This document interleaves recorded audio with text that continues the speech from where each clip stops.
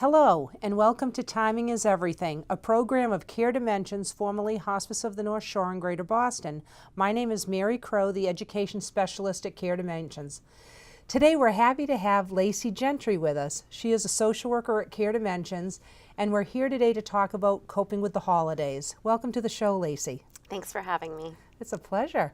So tell us a little bit about yourself and your role at Care Dimensions. How long you been there? Yeah, so I've been a social worker in hospice for about 8 years, and I've been working with Care Dimensions for the past 3 years and absolutely love working with the clients and the patients there. That's great. Well, we're thrilled to have you on the show today. You know, here we are. We're a week before Thanksgiving, and, the holiday season is upon us. And, I love to do this show every year about coping with the holidays because it really impacts people. This time of year, it affects many people, but it also impacts people who have had a loss. So I want to talk with you today about, let's go over some of the challenges that people face around the holiday season. Let's also talk about some of the ways the holidays can help and also some practical suggestions too. So that's what I hope to accomplish today. There's just so much to talk about right now. We get a lot of requests for even programs or support groups around coping with the holidays around this time of year. Like I said, it's a real challenge. Can you talk a little bit about some of those challenges that people face, particularly who have had a loss around this time? Sure. Gosh, it can be a really hard time for people because the holidays, as you know, are a really joyful time of year. There's a lot going on, a lot of really festive things, parties and different events, getting the family together, getting your friends together, work parties, all sorts of different things that you're supposed to be happy for. And that can be really hard to pull off when A, you're not feeling super happy, and B, you're not having a lot of energy because of everything that you're going through. So it's hard to muster up the energy to put on a show to entertain people. Absolutely. Let's just talk about that for a second because again, we use the words grief, we use the word mourning and all of that. So let's just go back for a second and talk a little bit about that for people because not everybody, they'll use the words interchangeably. They're certainly related, but I thought we could explain that.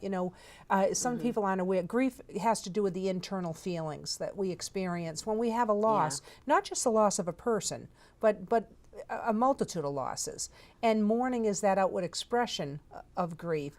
And people think, again, that, we kind of do this all the same way. But we don't. We don't mourn or grieve the same way. And maybe you could talk a little bit more about that. Sure. I think everyone mourns a different way. And I think that, we have to communicate how we're feeling because people don't automatically know how we're feeling or what we're going through or what we need. Especially during the holidays, there's a lot of things coming up that are reminding us of our loved one because those are times when we spend with our family and our friends. So there's a lot of things triggering us, reminding us of good times, which can often be hard. And so, I think that and that's a good point. I mean, because again, we're talking about, coping with the holidays right now, but the holidays are a tricky time for people in general, despite whether they've had a loss or not. There's so much expectation right now. And I guess you were talking about kind of the expectations about the joy and the celebration and all of that. What people don't understand is that they think grief is a passive process. It's not at all. Right. It's a very active process and it's exhausting. And I don't think people understand the energy that goes into it. So, Absolutely. Really people are kind of on survival mode, when they're grieving in general, and then add the holiday piece to it, and that really magnifies it. Absolutely. And I think sometimes when there is so much going on, it's important for people to really decide how much they can do. When they have things going on, we know that we've got Thanksgiving meal coming up, there's work parties coming up, there's Christmas Eve parties, there's family parties on numerous occasions. So just kind of taking an inventory of what you feel up to and kind of making a plan for yourself can be really helpful, and giving yourself permission that things don't have to be the same as they've been every year. And that there's no right or wrong way to grieve. I think sometimes people feel like there is a right or wrong way, but everyone like you said, does it differently. Absolutely. And so coming up with a plan based on what events are really important for you, what decorations do you want to put up this year, what things do you want to make, and kind of coming up with a plan that you think you can handle, but also knowing that you can change midstream. Being forgiving if you go to a party and you're not feeling great that day, knowing that you can call and say you're not up for it or not stay that long, and just being able to be forgiving with yourself around, I'm not going to be able to do what I've done most years, and that's okay. And so there's going back to that permission thing. So, permission, it's interesting, right? Because I think it's the key. It's the key to the grief journey, but it's also the key in terms of it's hard enough to get permission from others. But I think it's even harder to give ourselves permission. And I think people have a hard time because, again, there are these expectations, and we're so concerned about wrecking other people's times, or being a downer to them during this time, letting people down, all of those things. So this permission piece, I think, is really important. And like you say, like with this exhaustion of grief, the last thing you feel like doing is cooking, decorating, shopping, all of those expectations around this. I also love what you said about the flexibility. Because that's the problem with grief too, right? It ambushes you. It comes in waves. So you might have the best laid plan and kind of push yourself to go to a gathering, and maybe that day comes and it's not going to work for you. Exactly. So and we'll talk about these practical suggestions too, but let's talk more a little bit right now about what some of the other struggles that come from this in terms of these holidays and why they tend to be such a challenge. Yeah, I think a lot of times they just bring up a lot of memories. They trigger a lot of feelings, and a lot of our families and friends just expect us to go on like nothing happened. And maybe people stop talking about it, but it's very present for you. And so that can be a real struggle when maybe your loss happened 6 months ago, but the holidays were a time where you really spent a lot of time making memories with this person. And so a lot of things are coming up for you when people aren't understanding what's wrong with you. Why is this coming up now? Aren't you over this? And so sometimes people don't understand that that's a time when things can come back. You think you're doing okay for a little bit, and then the holidays hit, and all of a sudden, like you were talking about, you're exhausted again, and you're feeling feelings of depression, and you're just not able to do what you used to do. Right, yeah. Like I said, it's like you kind of, you're in survival mode. It's just how do you get through a day, and that's how grief is, like I said, in terms of that exhaustion. And like you say, it's really an extreme of emotion, isn't it? So the joy that you're allegedly supposed to be feeling around the holidays, and just this extreme sadness that people feel when they have had a significant loss, and what a pull. And I think people really feel that pull. Oh, absolutely.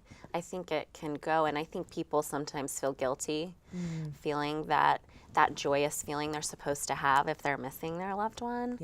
I know I lost a brother last year in October, and it just felt wrong to kind of celebrate the holidays without him there. But I think that giving ourselves permission to just be okay to laugh and be okay to maybe create new memories. And it's okay to be sad too, and to maybe, do some things that memorialize your loved one, but it's okay to have the range of emotions. And we don't have to feel guilty about feeling one thing or another. But like I said, whatever we're feeling is okay, but sometimes we need to give ourselves permission to just feel joyous or laugh during these difficult times. So the guilt is both ways, though, right? So you were talking about the guilt that we feel about, people will say, oh, come on, just for the day, you can kind of, have a good time, go out. So we're worried about disappointing people when we're really not in that festive mood. But on the other hand, we can also feel guilty about having some laughter and joy at a time when we feel like, are we being disloyal to our loved one who has died? Again, really complicated. It really is complicated for a grieving person, isn't it? So that, I think, again, people feel like you shouldn't feel any joyous feelings. And joy and pain can live in the same home. And how do we reconcile that? And I think another important piece to this is just communicating with you know, your family and your friends and let them know how you're feeling. I think that is key to not feeling guilty because, like I said, people don't know what you're thinking or feeling unless you're communicating it to them. Absolutely, sure. And you don't have to feel bad about not being up for something. Your feelings are your feelings. Your Right. grief is your grief. Yep. But if people don't know why you're not coming to anything, if you're not communicating that to Yeah. them, Yep. then there's more room for hurt feelings. But if you tell them, usually most people are pretty understanding if you say, I'm having a really hard day and I'm thinking about my loved one, and would you be okay if I didn't do this year? Right. Most Yeah. people are pretty understanding Yeah. about that. Yeah. It's just kind of communicating that. Sure. And sometimes, you know, people have a hard time doing that. Sure, and I think one of those practical suggestions, which we'll get into a lot more of these, but I think, you know, going from that other end too, for the people who aren't really, because I think sometimes we pressure people. And it's like, you know, come on, you know, it's a holiday, you know, the person would want you to feel joyful in yeah. this way, and you should feel this way. I think we put people under so much pressure. So for those people too, how to be able to allow somebody to feel the way they feel without pressuring. Now, I think part of that is that we feel badly and we want to include that person. So Absolutely. and we're doing it more for ourselves, for that individual. Yeah. And I think we need to be aware of that. So part of that is, again, listening, being willing to listen and not judge and be accepting of what that person's needs are. Absolutely. That's a really great point because, you know, we do want to try to make them feel better and not so lonely at the holidays and not make them feel sad that they're missing their person, but sometimes listening and understanding that they need to do what they need to do for themselves is the most important thing. And what might work for one person might not work for another person because everyone goes through this differently. And so really, if someone's communicating, I'm having a hard time, I'd rather not do that, it is important for us to listen and be respectful of their wishes. Yeah. You know, it's hard. You know, these holidays are, you know, humankind created holidays because it's a way of recognizing and honoring things and those that are important to us. But again, it's just not always the place to be. And like you say, it can stir up a lot for people. So it's, you know, and the other piece I think is that, you know, what it looks like from the media perspective. You know, Right. the media puts a whole different twist on the holidays and what's expected in terms of, you know, like I said, the joy, the celebration, you know, all of that. And then what do you see on TV is how families are supposed to be and they're supposed to act, and that, you know, and there's so much pressure from that as well. Right. About those unrealistic expectations. Yeah. You know. And even now, I mean, I joke about this, but you know, when does the holiday stuff come out? You know, I remember getting upset Oh my because gosh. it came out in November and thinking, let's Thanksgiving happen, and now it's September, and now it's, Yeah. you know, You can't even get July. through Halloween. Yeah, really. You know, pretty soon they just leave it out Yeah, year might round, as well. right? So it's you can see kind of the pressures from the marketing perspective Well, around yeah. this too. You know, holidays don't come from from the stores. No, right? and They- it's yeah. while the Hallmark Channel is a great channel, yeah. and everything tends to end up hunky-dory, Yeah. that's not real life. Yes. And we know that all families are not perfect and they have different dynamics, and we have to be understanding of what everyone's going through, because Right. when you lose someone in your family, it affects everyone differently, and Right. sometimes it can cause rifts. Yep. Sometimes it brings people closer together. Yep. And sometimes, you know, what I love about the holidays is just a time where can be a time for people to reflect and remember their loved one. Yes, absolutely. And I've seen some families do some really lovely things with being able to honor Yeah. their loved one during those times, just to kind of not forget them Absolutely. and not have it be this unspoken elephant in the room. Absolutely. Well, you know, and let's talk about this for a minute, because again, you know, we're talking about some of the challenges around coping with the holidays, but there are some wonderful positive parts to the holidays too for somebody who is grieving or mourning. Yeah. So one of those is that, again, you know, the holidays are a time when we remember our loved ones, you know, and that's what we Yeah. need to do when we're grieving, right? And it Absolutely. provides you with that opportunity to tell stories and to bring up memories and to share that stuff.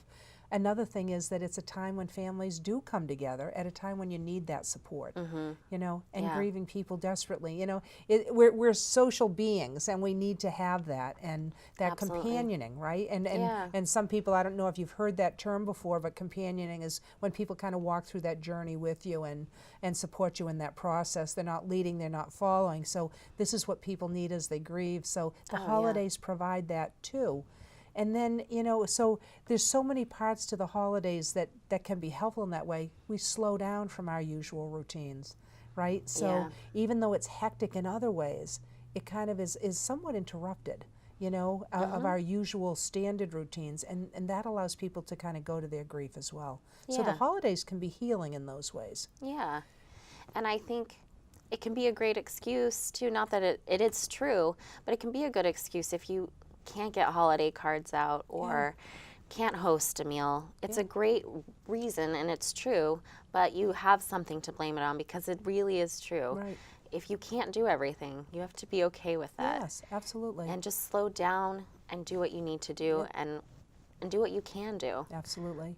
Let's talk about that. You talked about tradition. Yeah. You know, boy, we love tradition, don't we? We Yes. And we hold on to it. You know, we white knuckle it. We don't want to let go, right? Sure. Tradition is so important, and I think what's hard for families is that one of the things is they want things normal, Yeah. or whatever that is, back to normal.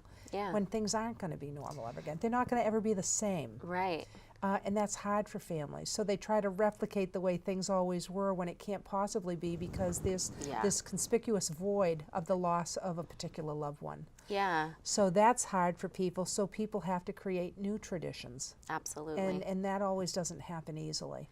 No, it doesn't, because there's some people who feel like we need to continue to do things the same way, and sometimes you get a little bit of resistance. Right. I've seen a lot of families come together and compromise on Yep. things like, you know, this year we don't want to put the tree up because that's something that Dad always used to do. Yep. Well, we really feel like we have to in his honor, and so, okay, well, let's put up a small tree. Yeah. And, you know, coming to a compromise Sure. that works for both people. Yep. And also creating new traditions where we can remember our loved one, I think Yeah. is really can be healing for Sure. people. Yeah.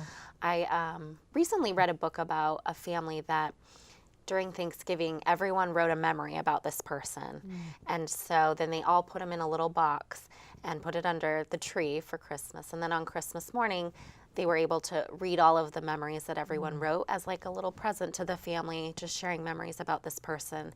And I thought that was such a nice Yeah. way to just remember all the fun Yeah. things and all the stories and make them not forgotten on that day. Yes. And it's also recognizing that there's a whole, that there's Yeah. something different. Absolutely. And again, to encourage that. I mean, we want to remember the person, you know, Yeah. you know, and they're a part of that process. They may not be there for that particular holiday, but again, their memory is, and how to keep that alive. Absolutely. I think, you know, so there's always those challenges within families. Like you say, sometimes families can kind of pull apart. They can have some more issues, or they can pull together. So it can really range. The other day I was at a program, and a gentleman was talking about this was a professional at one of the hospitals, and his wife recently died in September. And they have 3 grown children, and they're struggling, obviously, with the loss of their mother. It kind of happened. She got ill, and it was a quick illness. And he wants to bring them together for the holiday so that everybody's there, and this is what's on his agenda, and it's important.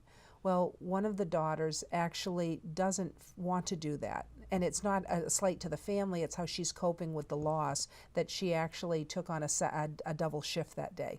And so the father is having a real hard time over this and feels like she did this purposely, and she did do it purposely, but it's hard when people have different agendas in terms of what's helpful to them too. Yeah. So we talked about, and what was important to him is that they come together as a family and have a meal together.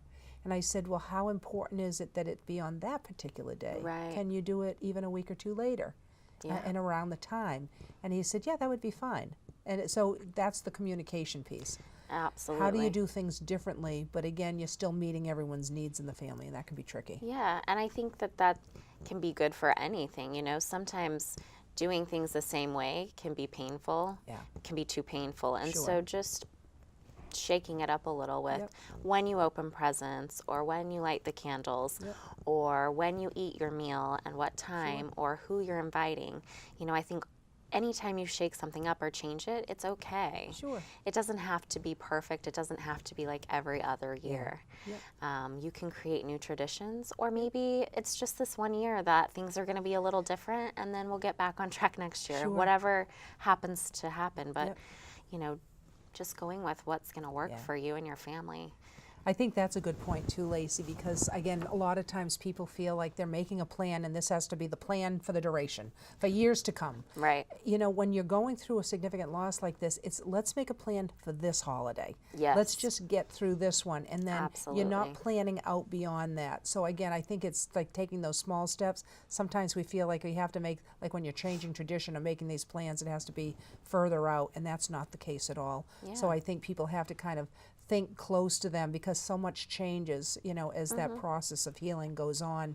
And again, how you feel today is not going to be how you feel tomorrow. It doesn't mean that grief is lifelong and it stays with you, but hopefully it becomes more tolerable with time. So I think it's important that when people even plan ahead, that it not be so far in the distance. Yeah, absolutely. So let's look at some other practical suggestions of how we can help people through these holiday times who are grieving. Yeah, I know that a lot of people, they find a lot of joy in being able to help somebody. I know that they'll think of their loved one and what they loved, or something that they were adamant about, and either adopt a family for Christmas or make a donation to a charity, because that makes them feel joy. When we give to others, that can be such a gift to us and to others. And if we're doing it in memory of someone that we loved, how special is that? And it can really be such a great thing for us to do, to honor the person that we loved. So I know acts of service, doing things like that can really be beneficial for many people. You're right. And it's interesting, isn't it? Because again, to do some volunteer stuff and all, we think, oh my gosh, how do you get a grieving person to do something? And it's hard to think outside yourself when you're feeling so, grief stricken. But it's so therapeutic, and it's amazing how that can really make such a difference.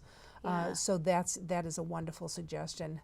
And what are some other things that we can recommend for people too? Yeah, I think sometimes we have to go to ritual. Yep. I think a lot of times we need to just take some time for ourselves and do some ritual, whether that's praying, meditation, going to church. Sometimes we can just light a candle. I know when my brother died, I have this candle that it like flickers and it makes sounds like a fire, and I would light it at night and just kind of think of him every night before I went to bed, and then I would put on some meditation music, and that would help me calm down to go to bed. We can do some things like that where we just take time for ourselves and do some ritual that's important and meaningful to us. Absolutely. Yeah, we actually have to set an intention to heal, don't we? It's really interesting. I think when we're grieving, we feel so out of control, but a way of kind of guiding our grief is actually by setting an intention, and by saying that, as hard as it is to feel this way, that, I will feel better at some point in the future. I will seek out others to support me through this. And I think that intention actually brings back some control that we feel such a lack of. And like you say, rituals. My father died last year, and around the holidays, the big thing was he loved strawberry shortcake. So we order the strawberry shortcake in his honor now. So like this year we put that in. I got a couple of calls from family members saying, "Did you get the strawberry shortcake?" You can see how important this is to people. So those types of things, linking objects, things like that to the person really matter, don't they? Oh yeah, absolutely. So, I want to bring up too, there's through Care Dimensions and the Bertillon Center for Grief and Healing, we actually have tree lighting ceremonies.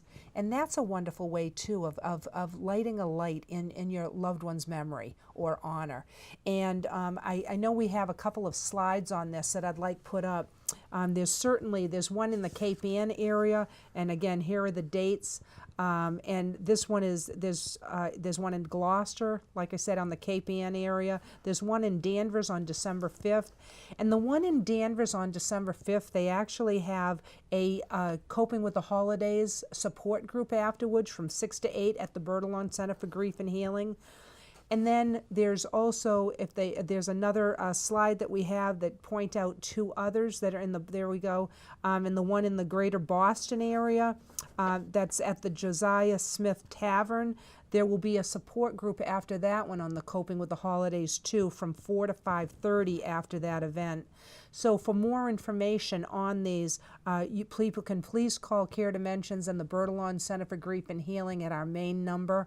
And these things, again, can be very healing. So hopefully, if people can pursue something like that to help through this process as well. It's a great time for you to go and just focus on your loved one and really honor them. And so when you're feeling at this time of year when you're missing them so much, it's a really special night to just dedicate to them and remember them and think of them. So I think it's a great way to honor them. Thank you so much, Laci, and we so appreciate you being on the show today. Well, thanks I for think having these me. were really great suggestions, and again, I hope that it really helps some people out in our audience.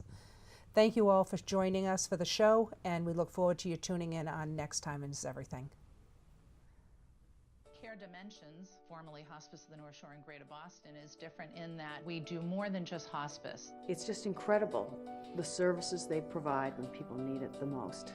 So being able to offer more individualized care helps people feel more cared for. Because it's about the patient's quality of life. I don't think there's any place else in the Boston area like Care Dimensions. At Care Dimensions, we'll take care of your family like you're a part of ours. Visit us at caredimensions.org.